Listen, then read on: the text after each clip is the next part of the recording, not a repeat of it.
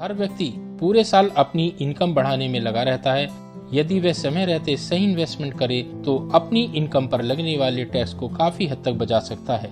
यदि कोई अपनी इनकम पर लगने वाले टैक्स को सेव करना चाहता है तो मेरी वीडियो शुरू से अंत तक अवश्य देखें।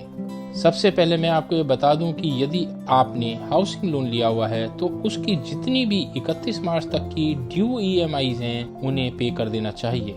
यदि आपने इंश्योरेंस पॉलिसी ले रखी है तो उसके ड्यू प्रीमियम 31 मार्च से पहले जमा कर दें। साथ ही PPF अकाउंट में भी धनराशि जमा कर सकते हैं। अगर आप NSC यानी नेशनल सेविंग सर्टिफिकेट में इन्वेस्ट करना चाहते हैं तो वह भी 31 मार्च से पहले खरीद लें, जिससे 80C के तहत आपको 1.5 लाख तक की छूट मिल सके। अगर आपने किसी भी ट्रस्ट को इस फाइनेंशियल ईयर में डोनेशन दिया है तो आप 80G के तहत उसकी भी छूट प्राप्त कर सकते हैं। यह छूट 50 या 100% हो सकती है। यह परसेंटेज 80G के सब सेक्शंस में दिए गए एग्जेम्पशन द्वारा निर्धारित की जाती है। 2000 रुपए तक का डोनेशन आप कैश में दे सकते हैं, किंतु इससे अधिक दिए जाने वाले डोनेशन पर एग्जेम्पशन प्राप्त करने के लिए डोनेशन का भुगतान चेक द्वारा या बैंक ट्रांसफर द्वारा या इलेक्ट्रॉनिक ट्रांसफर द्वारा किया जाना चाहिए। सेक्शन 80D के तहत अगर आप कोई मेडिकल इंश्योरेंस लेते हैं तो उस पर 60 वर्ष तक की आयु के धारक को 25,000 रुपए तक के प्रीमियम पर छूट मिल सकती है। अगर आपके पेरेंट्स की आयु 60 वर्ष से अधिक है और आप उनके मेडिकल प्रीमियम भी पे करते हैं तो कुल मिलाकर आपको 50,000 रुपए तक की छूट मिल सकती है। यदि आपकी स्वयं की आयु भी 60 वर्ष से अधिक है तो आपको 50,000 रुपए तक की छूट मिल सकती है।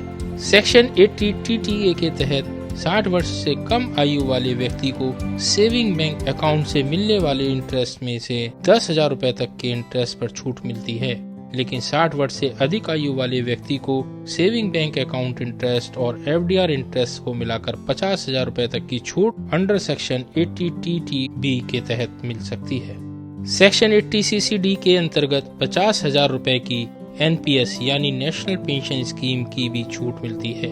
इसलिए NPS में इन्वेस्टमेंट भी अच्छी समझदारी है, खासकर उन लोगों के लिए जिनको रिटायरमेंट के बाद पेंशन का ऑप्शन नहीं है। सेक्शन 80DD के अंतर्गत यदि कोई व्यक्ति हैंडीकैप्ड है या उसका कोई डिपेंडेंट हैंडीकैप्ड है तो उसके मेडिकल ट्रीटमेंट पर मिलने वाली छूट 75,000 रुपए होती है। अगर उसकी कंडीशन सीवियर है तो यह अमाउंट 1,25,000 होता है। सेक्शन 80DDB के अंतर्गत किसी भी 60 वर्ष के आयु तक के सामान्य व्यक्ति को मेडिकल ट्रीटमेंट पर होने वाले खर्च पर 40,000 रुपए तक की छूट मिलती है, लेकिन 60 वर्ष से अधिक आयु वाले सामान्य व्यक्ति के मेडिकल ट्रीटमेंट पर होने वाले कुल खर्च पर 1 लाख रुपए तक की छूट मिलती है।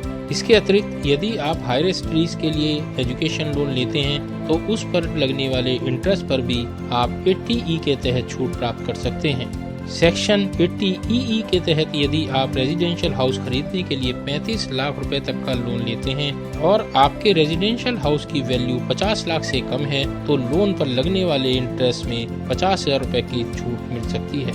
सेक्शन 80EEB के तहत अगर आपने कोई इलेक्ट्रिक व्हीकल खरीदने के लिए लोन लिया है तो उस पर लगने वाले 1.5 लाख रुपए तक के इंटरेस्ट पर छूट मिल सकती है।